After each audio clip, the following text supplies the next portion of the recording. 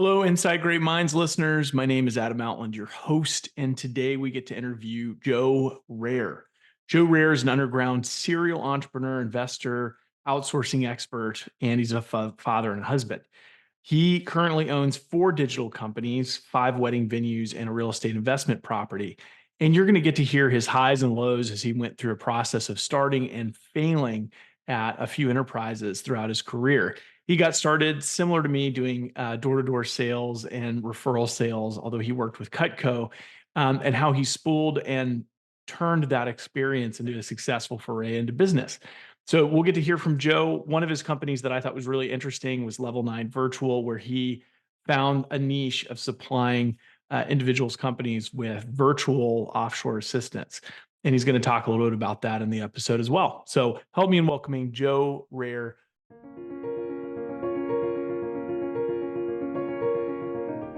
How does Joe go from growing up in Northern California as a high school kid to owning businesses in the virtual? I mean, usually when I interview entrepreneurs, it's not the business they end up in isn't necessarily the thing they were dreaming about as a ninth grader, right? Or in middle school.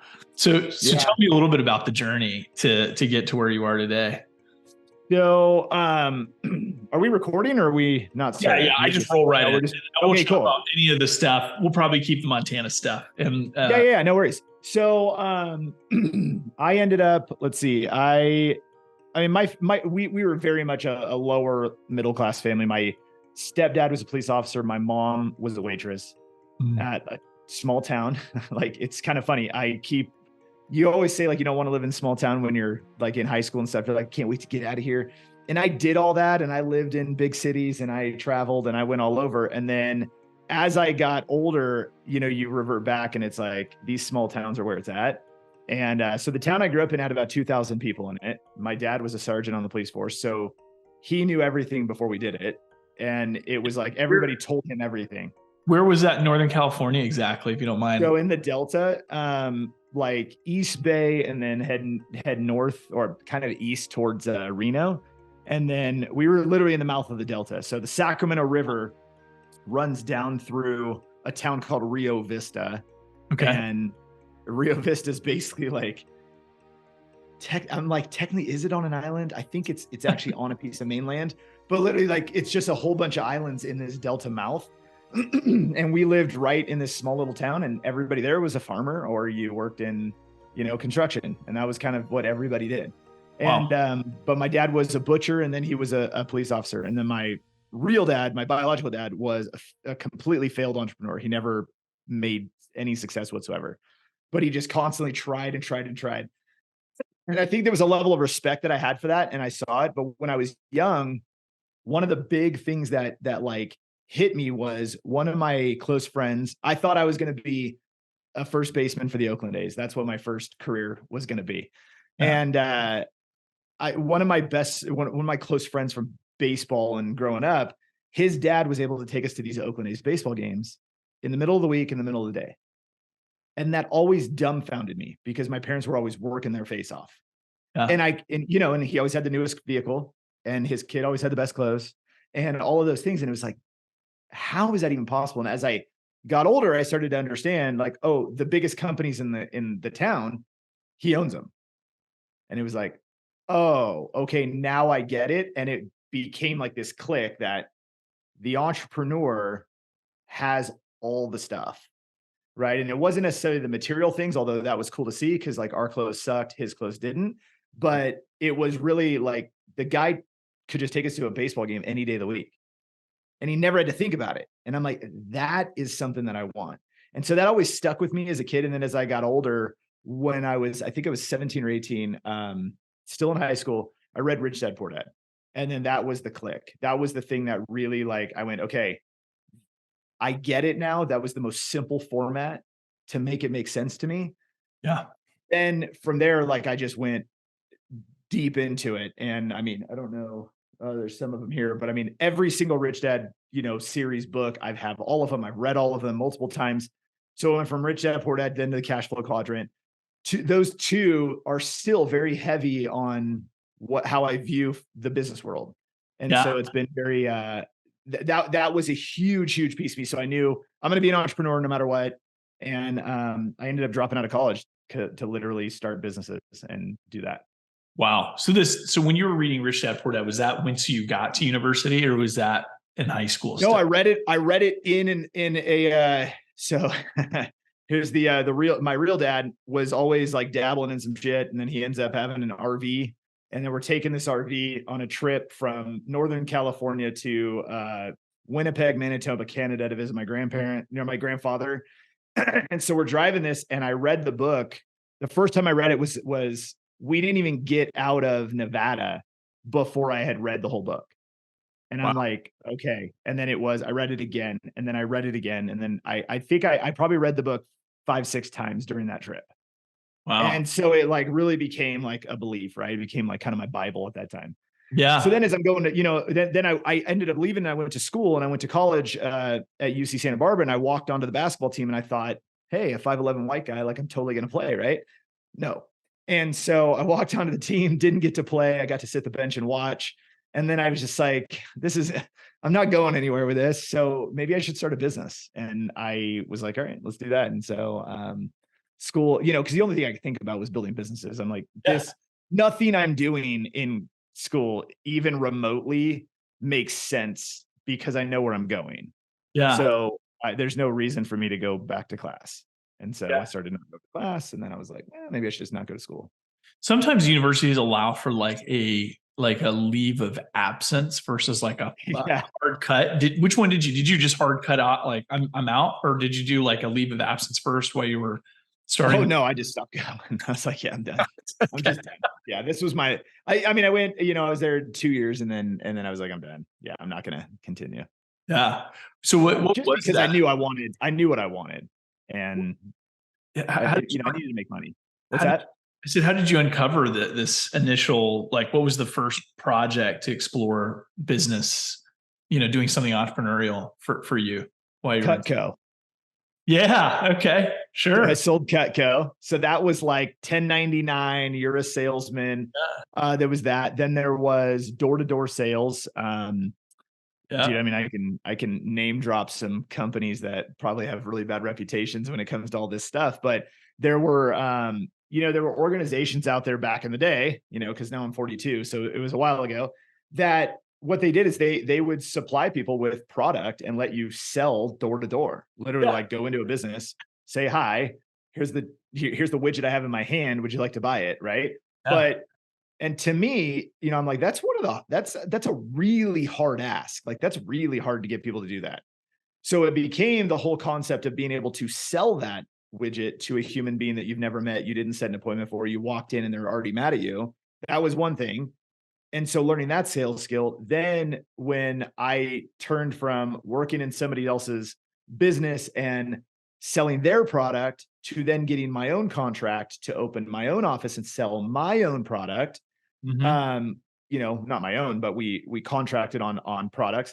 And then I had to recruit people, and I had to sell them on the idea that, hey, going door to door is actually a good idea, which it's not. But it's like, the sales skill, it's like if you could get people to future pace and realize that 10 years down the line, this is going to be one of the greatest gifts that anybody ever gave you, was having this door to door sales experience. Yeah. If I would have been able to articulate that at 22 years old, or was I 21, 22 years old? If I could have articulated that effectively, I think that I would have been, the company would have been a lot bigger. But it was still fine. We did well. We sold a ton of product, and then I ended up selling the business. So yeah, that's awesome. I mean, what's ironic and funny is that our sister company, and my experience is that I worked for Southwestern Publishing, selling education. So it's called Southwestern Advantage, and I sold educational books door to door every year in college. Yeah, and the sister Okay. company, our coaching company, still does that. I mean, there's still thousands of kids that go sell for just the summer while they're in college to do the same thing. So I'm very familiar with Cutco and vector Oh marketing. yeah. I And was awful at Cutco, awful. yeah, And it was the first thing I'd ever tried to sell, like other than like lemonade and, trying to sell stuff that we had on, and try to get people to, come to a, a yard sale or something. Um, it was the first like sales thing, and it was like, the price point. I didn't understand how to get somebody to even recognize the perceived value of this knife set. And it was like, it was foreign to me because the other side of it is my family couldn't buy one. So Mm. like I had no, like, there was no way for me to say, well, like, okay, well, yeah, my mom uses this in the kitchen and so forth. There was no possible way I was even going to have that conversation because my parents, they saw one knife and they're like, are you kidding me? Yeah. Like, Like, that one knife is the no price way. of our entire kitchen set. Like, that's ridiculous. And so they wouldn't buy anything. And we couldn't. No, I mean, it wasn't that they wouldn't, it was that they couldn't. And so it was like, oh my God, this is really strange to sit, and the only people I did sell knife sets to and stuff like that were very wealthy people that, again, another kind of, I guess notch to add to the belt of like all the things that like made me want to be an entrepreneur. You walk into somebody's house and I'm like, oh my God, like our house fits in your kitchen. Yeah. And, to see that, and I'm just like, and then they're just like humble, like nice people. And, they've Yeah. got good kids and their kids have good heads on their shoulders. And I'm just like, what the heck? Like, this is wild, Yeah. So It yeah. gives you great experience seeing a wide variety of human beings. And Oh yeah. You definitely see that when you do sales. Oh man. and for me, the other thing that I think I picked up from the experience was that I felt that life wasn't nearly as scary as the media makes it out to be, because I was Oh, all 100%. kinds Now of that was a long time ago though. So I can't say that today, sure. but I can say for sure that previously, because what I can tell you is that every major city that I've ever visited to do door-to-door sales, they Yeah. all have an MLK Boulevard, Yeah. and Martin Luther King Jr. Boulevard in all places happens to be a rough area Yeah. everywhere. Yeah. And so you learn really quick. I mean, here I am, and we just in suits, shirt and tie with a jacket, and that's what we Wow. wore going door to door. And we'll be out there, and it's like, this is not suit and tie neighborhood. Yeah. But the amazing part was that while as scary as it should seem because of the media, Yeah. because of what people say, people were people were so cool. Yeah. People would, hey, what are you guys up to? What do you guys got? What are you doing? Next thing you know, they're buying stuff. And it's like, I'm sure I walked into so many drug deals and they ended up just giving us cash and buying some of our stuff. So it was like, the world is way better. And I wish that people could actually see that, because you brought up a great point. The world is not as scary as people say it is. People are not as bad as people say they are. The Absolutely. problem is that the media only tells you about all of the bad stuff. They never tell you about the good, amazing things that people do for each other every single day. Yeah, totally agree. Yeah, it was very life affirming to go to strangers' homes, have them invite you in for tea or like whatever, Right. talk to you. I mean, you got plenty of rejection, but the memorable stuff were the people that were nice in spite of where you were. Yeah. And you go, man, this is actually, people are pretty good, just innately. Did you guys ever learn like law of averages? Was that ever a Yes, topic? Of yes, course. There we absolutely. go. All right. Yeah, very much. I still talk that, when I got sales guys calling and doing their stuff, I'm like, you guys, it's just law of averages. Dial, have conversations, keep going. Yeah, we would say 30 demos a day would yield about 10 sit downs with a family, would yield about maybe two or three customers, Sales. 20, Yeah, 25%. Yeah. I mean, you had the, stats from doing it so much, you knew for what was sure. doable. So Oh how do you yeah. go from that to your discovery that, maybe this is a big leap. There's probably some steps in between where you realize that the virtual assistant piece could be a really successful business. I mean, did it start off with you hiring one and you were like, wow, this is Well, amazing? no, so it took me, actually, there are some steps in between. So I sold that door-to-door sales business, didn't make as much money as I probably should have if I wasn't, an idiot. But I didn't know what I was doing when I was making this sale. And Yeah. what they wanted the contract for the product, right? Because we had this amazing situation where we consigned product and we would have anywhere from 150 to $200,000 in inventory at Yeah. one time, which isn't, when you're selling $20 to $30 items, like that's a ton of volume. And Yeah. it was consigned. Like, that was the craziest thing. Nobody would do that today. But it was consigned product that I would sign my name for and say, hey, we are going to pay for this after we sell it. So we Mhm. got to go sell it, Before you, mark our price on it, Yeah, pay the salespeople, and then whatever was left over after I paid for the product was my profit. And so it really got me into understanding like how you create profit margins and how you can manipulate profit margins to create success in your business. So that was very interesting. Also, inventory management was a huge piece of it because at the very beginning, I think the first or second batch of inventory I received, I completely botched it. And like I just didn't manage the inventory well. Yeah. And sure enough, I mean, 70, 80 items are missing. And all of a sudden you start to realize like, wow, okay, that's money that's supposed to go in my pocket. And Yeah. now I'm paying for product that doesn't exist. Like, okay, now we're going to be like a ninja on this, right? Like we're going to know everything. And so that was very interesting to learn. But so after I sold that, I got into real estate and I wanted to take the proceeds from that and start buying real estate. And so I'm in my kind of early to mid 20s. The market's booming in, 04, 05. And we start buying real estate and we start fix and flips and all those things. A few years into it, the market decides to tank and I'm stuck holding the bag on, I think we had like 11 properties. All of them are in flip construction at the same time. And we just watch the margins start to fall and the property values. So I end up giving a ton of the properties back to the bank, or a bunch of the mortgages anyway. Yeah.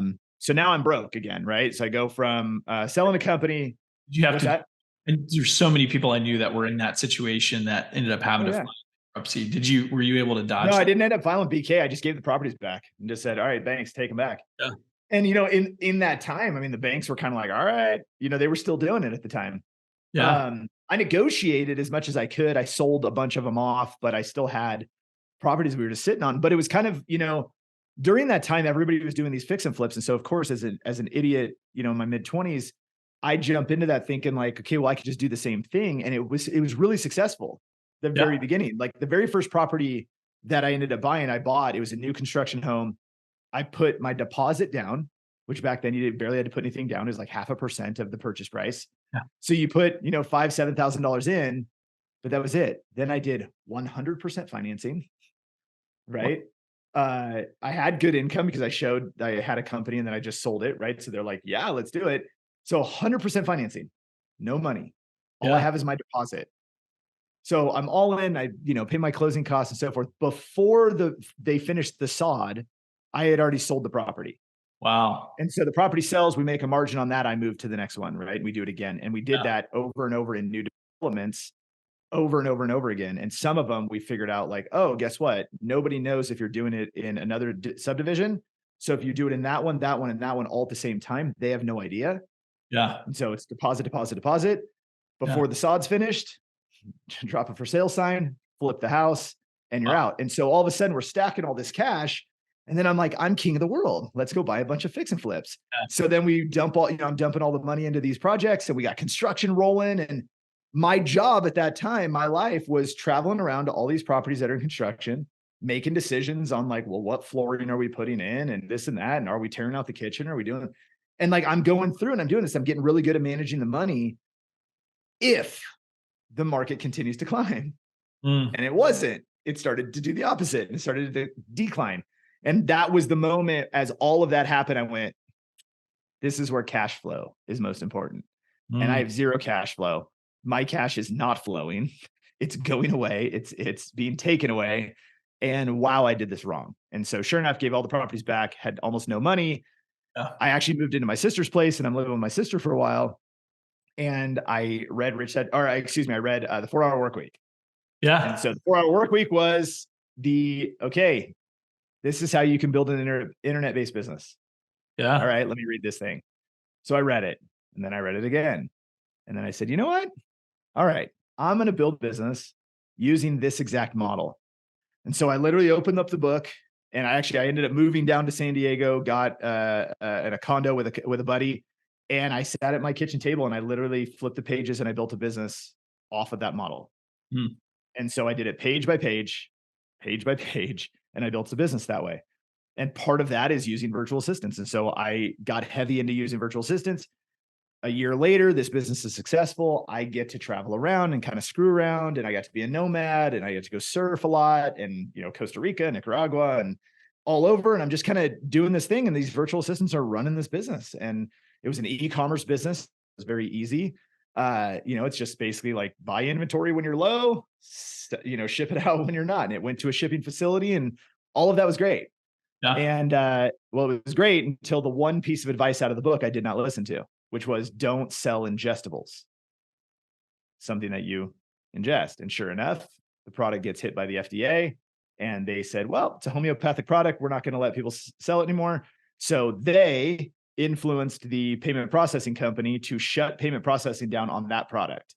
And so Wow. I woke up one morning and we couldn't process credit cards. And that's how I found out. Whoa. And they kept all of the money that was supposed to be deposited into my account and they held all of it. And they held it for almost a year. But so that process was like, hey, remember that piece of advice that he said in the book that I didn't listen to? Yeah, that one just bit me in the ass. But it was, it was a few years into it. And, by that time I was already, with my wife and we'd already had a kid. And so it was like, oh, now what am I going to do? Yeah. And so then that got me into, okay, well, everybody asked me how I marketed the business and how I was able to drive sales. Yeah. I should do something with marketing. And so I started helping small businesses with marketing. Then I landed a deal with Keller Williams. And so I went out to Austin, Texas, and I worked with them and I helped them build their coaching company. Map. Yeah. Map. Yep. And so I helped them build that with, with Sean, who his mom was pretty head up there. Yeah. And so we built up that business and did well. I ran the marketing for that. And then I decided to start an agency. And so that led me into the agency world. Wow, that's wild. I didn't realize. So you had done, you really helped KW scale the marketing effort around maps, Yeah. coaching, Yeah. which started as kind of like a real estate coaching business. And then, Yeah, it was basically all internal. yeah. It was coaching for Keller Williams agents. Mm-hmm. And then they wanted to grow that and expand it to other industries and divisions. So we took that and then we made it. And then Maps ended up being I think it became the largest coaching company in the country at one point.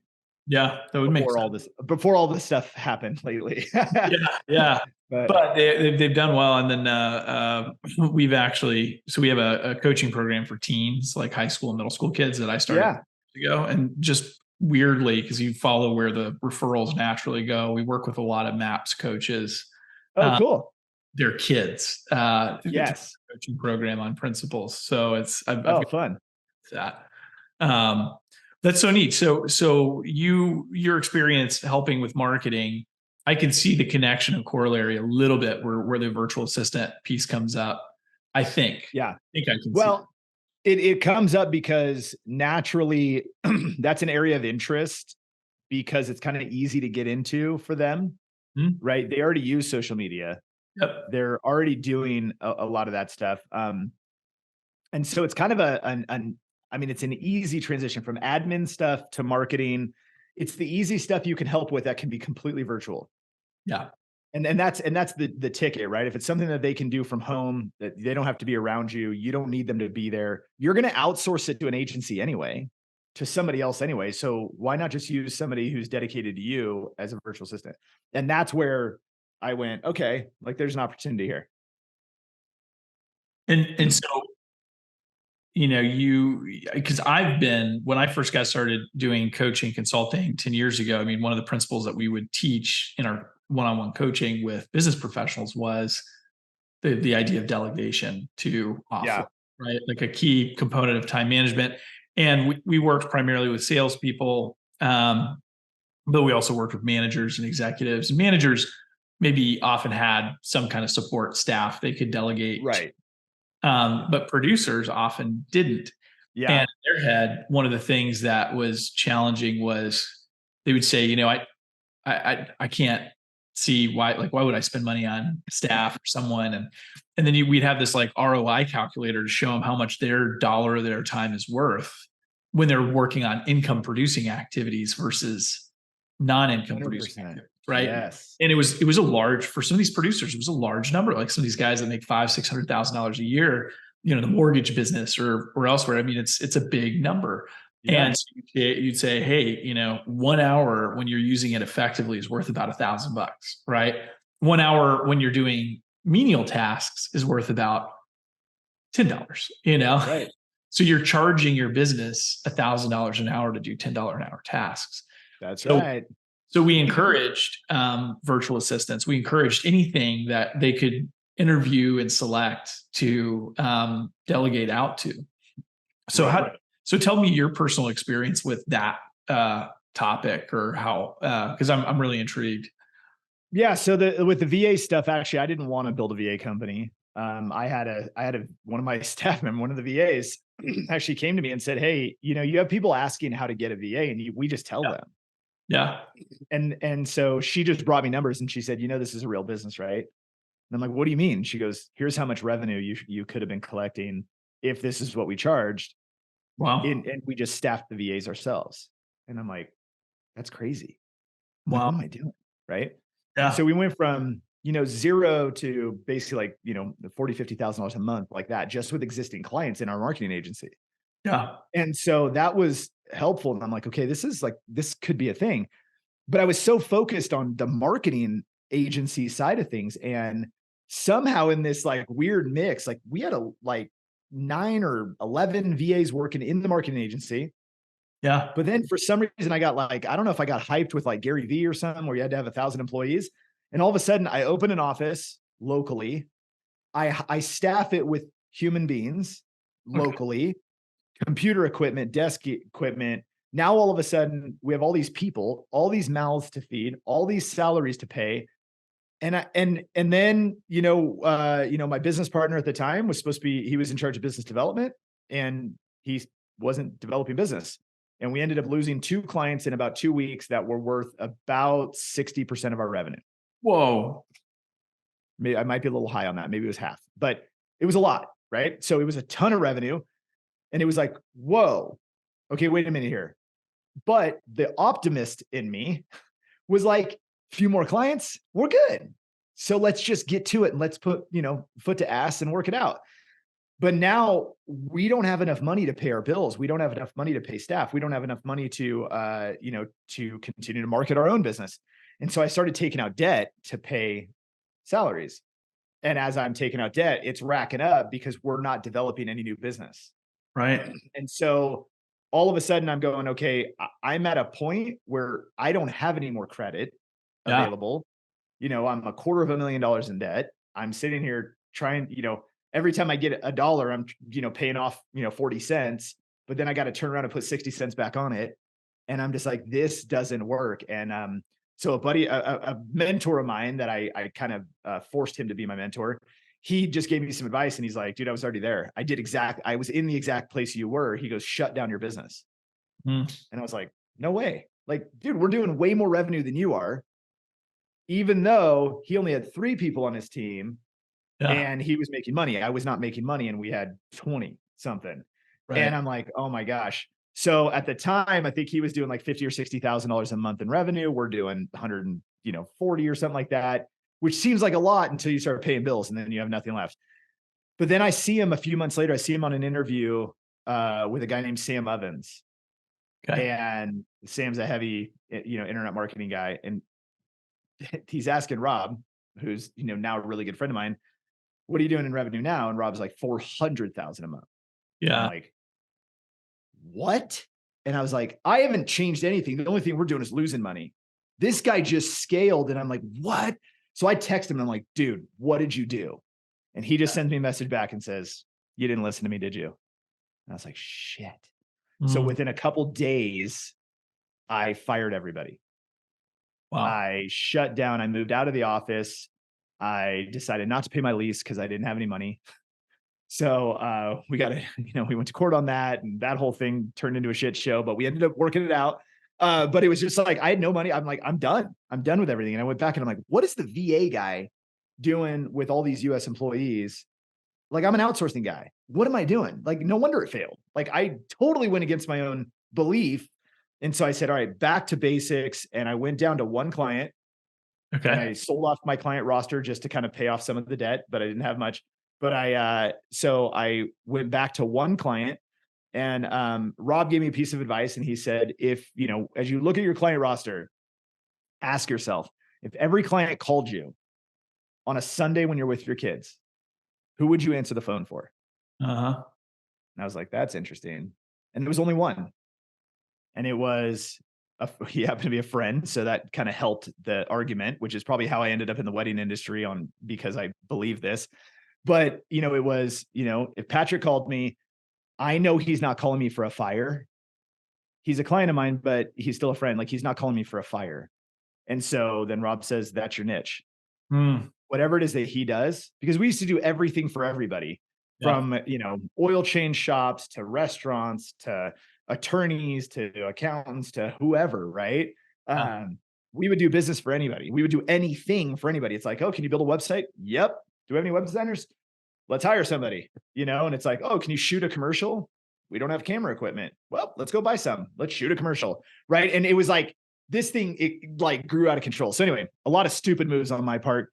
But then I was like, okay, so if my niche is this client who's in the wedding industry and we serve wedding venues, then what am I doing for him, and why will he not be calling me for a fire? And it was just like, because what we do is so successful for him, there's no chance he's gonna have an issue. So I said, okay, I can replicate that for more clients.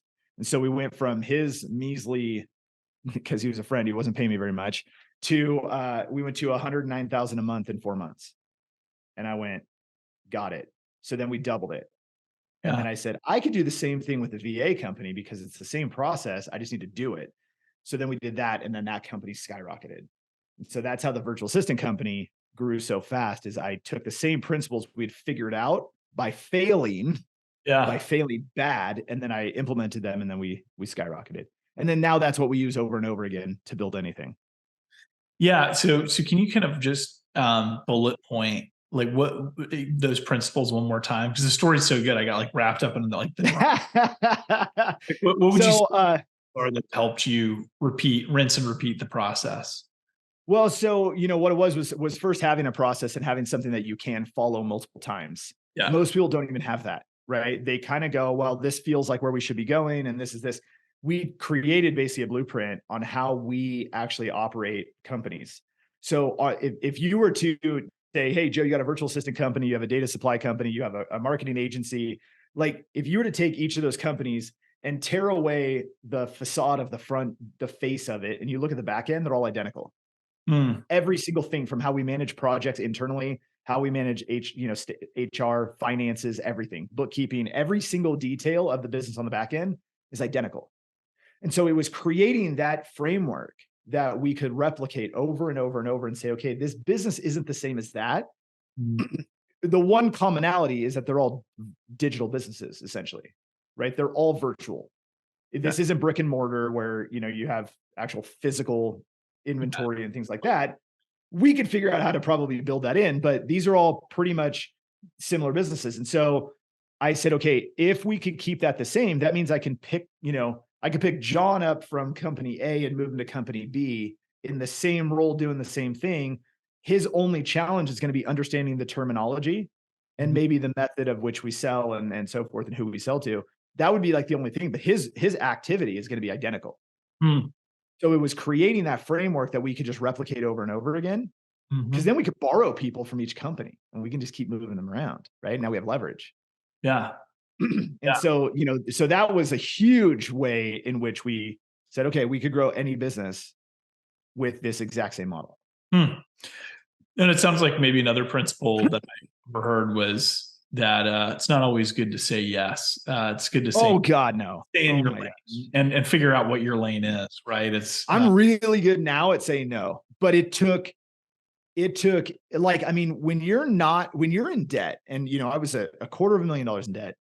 Plus, I had a judgment against us for the office space, which was another, almost $280,000 or so. So when you're in that kind of debt, saying no to somebody going, hey, I have a whatever type of business, and we'll give you $3,000 a month to do this for us, but I'm supposed to be focused on one niche, doing one thing in one niche.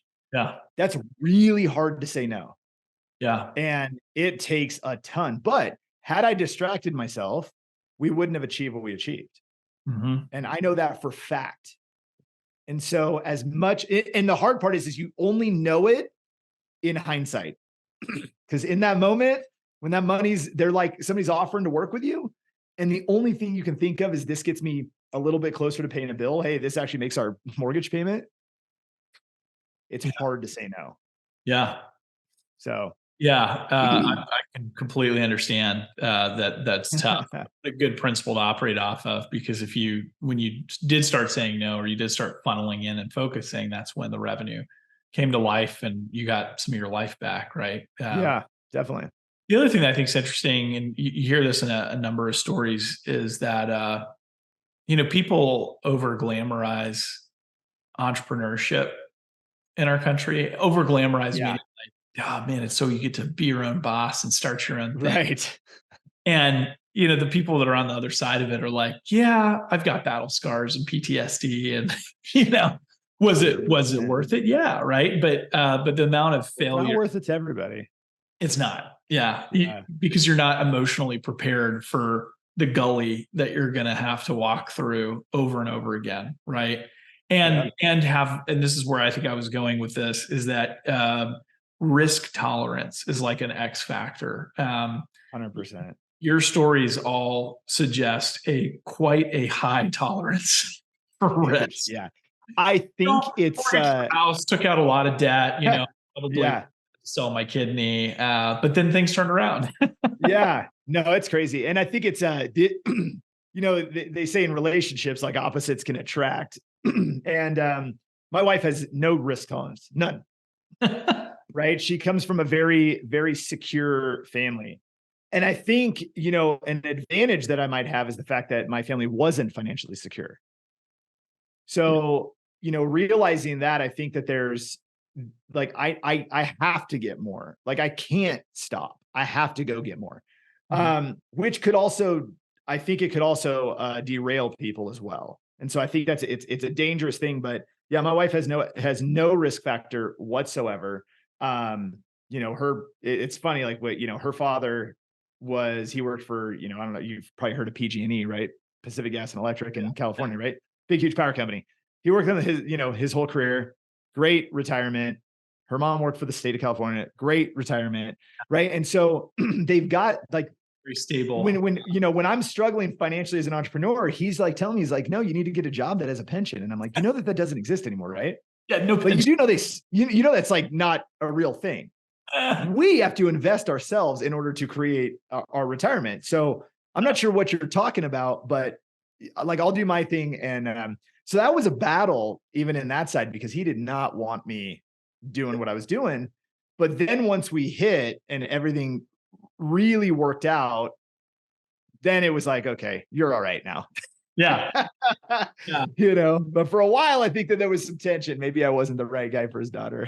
It takes a lot of self-conviction to have those battles and stick with it, because there's a lot of room for self-doubt when things aren't going well. Right. One of the things that we realize is that confidence, for almost everyone, is at least in part tied to results, right? The results are rocking, man, you're confident. If the results are in the can, so is someone's confidence generally, right? Yeah. But as an entrepreneur, and I think doing what you've done, is you have to put your confidence in other things other than results, because the results can come and go pretty quick. Oh, right? yeah. Yeah. So that might turn into maybe a question, like, what are some of the things you feel like you put your confidence in that helps you get through the gullies in business? Well, I mean, I think rather than what I put my confidence into, I think one of the areas that helps is the fact that I'm a never-ending learner. And so, every single day there's something to learn and take away from any experience. And I've been really, really successful at looking at the thing that got me to where you go. Like, I mean, this is kind of, airy fairy, but like, I'm a huge believer in, like, The Secret, right? What you think about, you bring about. And I truly, truly believe that. And I think that you can manifest pretty much anything. I truly believe that you can do that. And it's something I'm instilling in my kids. I teach them that every single day. And the way that I know that you can do it is because I got really, really disciplined in looking back and remembering and acknowledging, okay, do you remember when you set that goal? Do you remember when you said, I'm going to accomplish X? And then all of the shit you went through, and how bad it was, but you were still driving towards that one thing. And then boom, there's the outcome. Remember that one moment created that outcome. Now there was a lot of stuff that happened in between, but staying diligent to it, being very disciplined on actually sticking to your plan and then actually executing it. I can go back to the point and I can do that hundreds of times in my life and see positive and negative because it works both ways. And I've done it so many times and been like, remember that time that you didn't believe? And then sure enough, it didn't work out. But then you made a change and then it was success. Like you could call it circumstance, coincidence and all you want. But after hundreds of these encounters, you understand that you can actually, and so that would be where I would say I would put my belief. But and part of that is the fact that I'm willing to go be the dumbest guy in any room. I love to ask questions from people who know more than me. So going back to the first conversation we started with, all these old timers at the bar, right? All these old timers at the bar have a world of knowledge that I don't have. And I'll tell you what, 4 beers in, these guys will tell you all of life's secrets. And so it's kind of that's what I want to do. I want to hear somebody else tell me a cool story. And then what can I learn from that story? Or what book can I read and take one nugget out of it? It's stuff like that. And that's such a good curiosity tends to be a huge principle across Inside Great Minds in these interviews that people have is an innate desire to learn. And I completely believe in that. And then I like what you said about the belief that the good always comes right after the hardest moment, right? Oh, always. I remember my first time knocking on doors my freshman year of college for selling books in Vallejo, California. If you know where Vallejo. Oh shoot! Yeah, that's a tough area sometimes. And I was in probably one of the not great sections of town, but my car died. Like the engine was done. I had to but I was committed. I couldn't really go anywhere else, so I just walked. Yeah, might as well sell. Yeah, repair shop. After they told me the car needed a new engine, like I couldn't afford a new engine at the time. So I was like, well, you guys just keep the car until I can pay you for the engine that it needs. Yeah. And you'd be pretty dumbing out. And I thought about just like kind of quitting at that point, but I kept knocking on doors glumly, not with the best attitude. But around about 9 p.m., I went to one last house. I mean, this is like almost like storybook weird. And it was a very, very, very small house. And it was a teacher. And I was doing the worst sales presentation I've ever done. I was like, let me just do this and get out of here. Like 4 naked kids running inside the house. And I was like, there's no way. She says, well, if I mortgage my house or if I refinance my house, I can buy all of your books. It was just like $1,200 worth of books. And she goes, I think I'd like to do that. If I post you a check for a week and I refinance my home, can you hold on to this and do it? And sure enough, the check cleared and I delivered $1,200 of books to her house. What? Like, how crazy is that? That's nuts. So the lesson of like the good, you have a couple of early experiences of the good happening, right? The suck, right? Yeah, it's there's a systems theorist. I don't even know if he's still alive. Irvin Laszlo. Is it Irvin Laszlo? It is. I think it's Irvin Laszlo. And he's kind of coined that all breakthrough comes right after chaos. So in any system, and so as a systems theorist, most people think he's talking about universal systems and all that, but it comes down to everything. It comes down to a machine. It comes down to businesses. It comes down to the human body. It comes down to all these things, right? If you're working out, you're creating chaos in the system. And then you get the breakthrough when your body responds, right? And you get the strength and you build muscle and you do all those things. Businesses are the same thing. Every single time your business is going through some massive amount of chaos, understand that there's something you're trying to get through to the other side. And if you can calm the storm and find what that is and actually get there, everything will be better. And we had about a year and a half ago, we had an experience like that. We had one of our very, very key, our key team members end up leaving kind of last minute, total character situation where I would have never guessed this person would have done what she did. She ended up burning one of our clients really bad, just straight up lied to him. Like, I mean, we have it all on record and it was just like, what? what is going on? And so, of course, I was in the air flying in a plane with my family. And I see all of this happening as I'm working on the plane. And I was like, what? And of course, I give the, WTF, like, are you doing? And it was, and then it was just like explosion.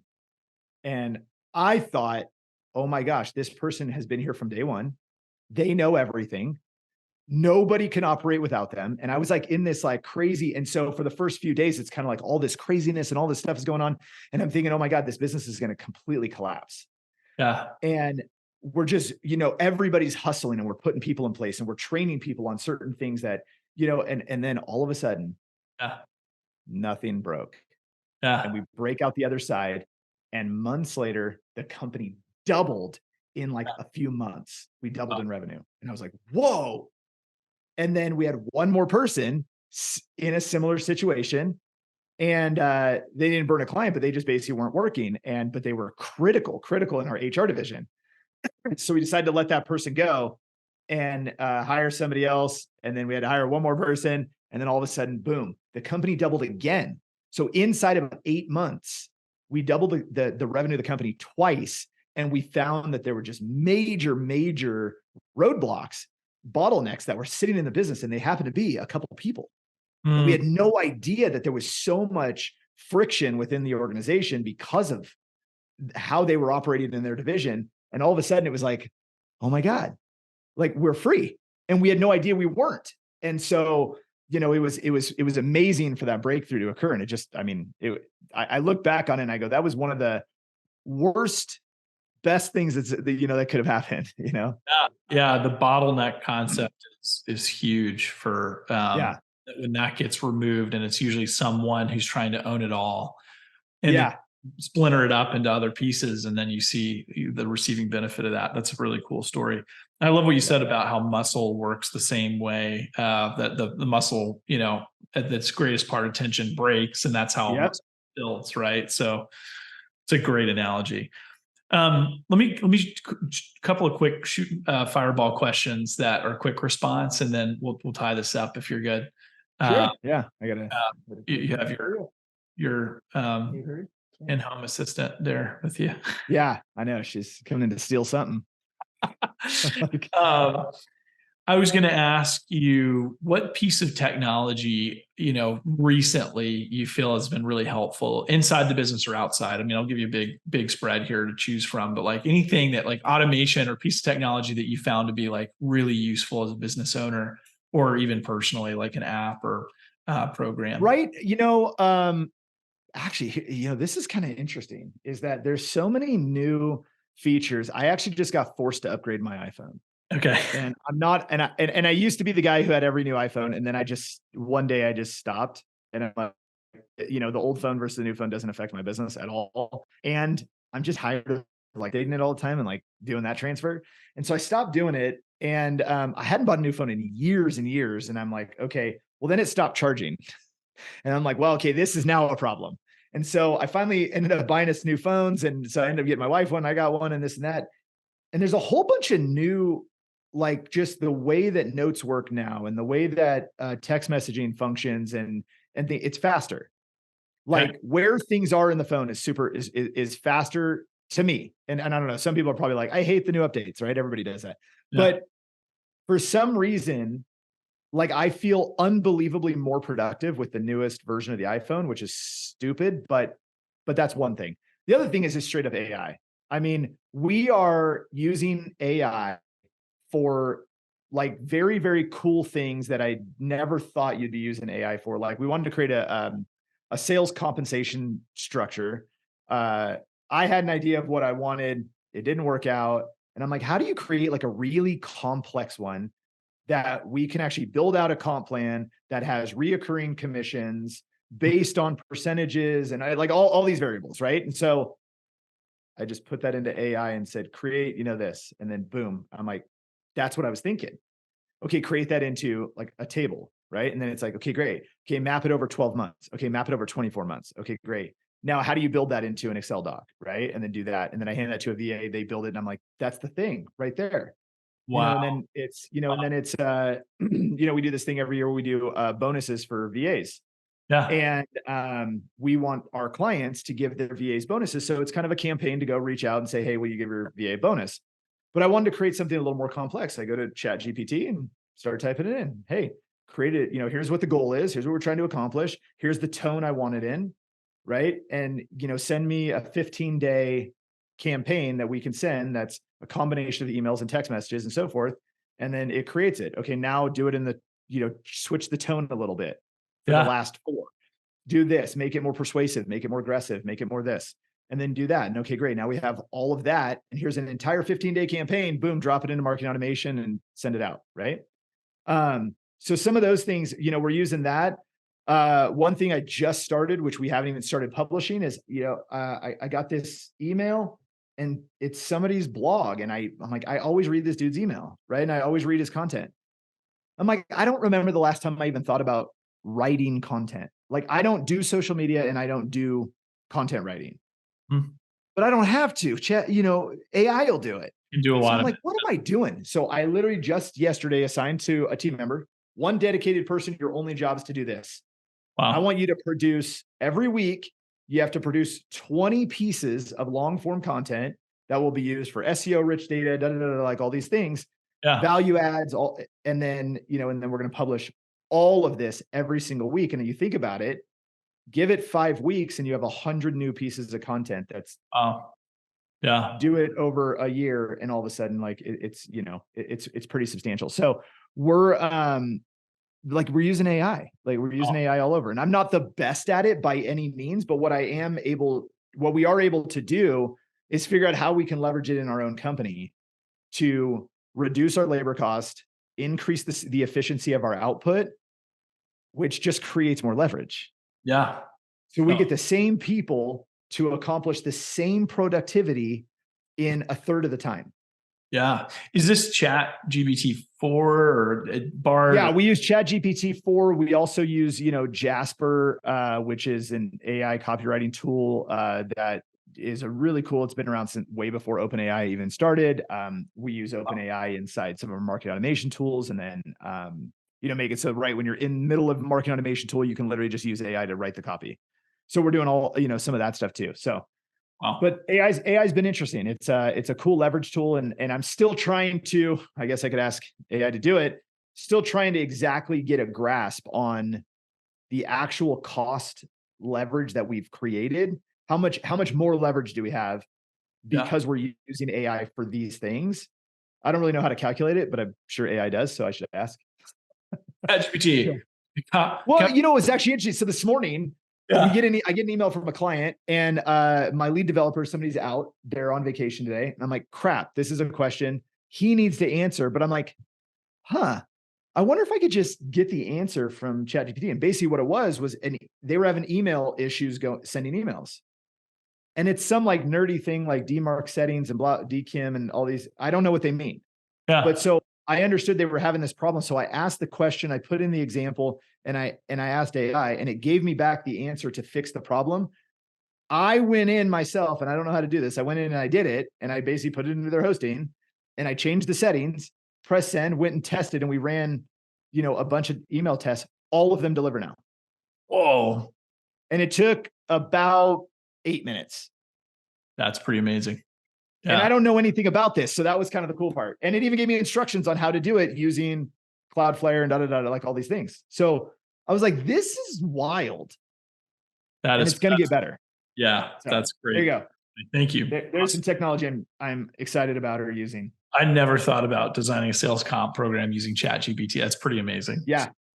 Last question would be this, advice you would give, knowing all the little trial and errors that you've experienced, to the 21-year-old version of yourself, 20-year-old version of yourself. What that version of you that was, getting ready to quit school and pursuing that first business, like what thing would you share with that version of yourself that would help the journey? Fail fast, get up and do it again.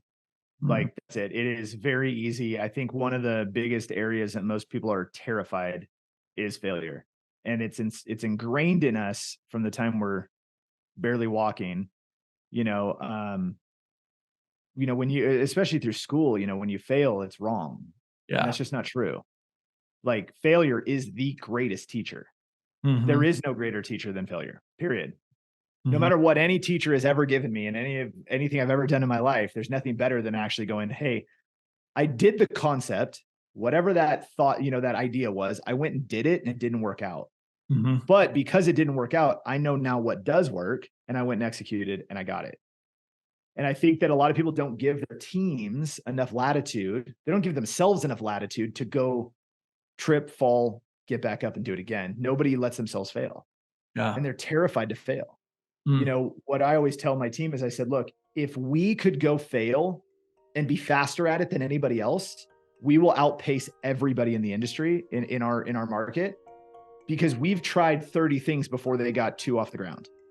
Yeah. So we already have the iterations. They can never catch us because of all of that compounded growth. So fail fast, get up, do it again. Super. This has been an awesome interview. Thanks for providing the principles, and thanks for failing a lot so we could learn from you too. Yeah, I know. If I didn't go fail a whole bunch of times, this would be pretty boring. Yeah, exactly. Yeah, it makes for such a great story.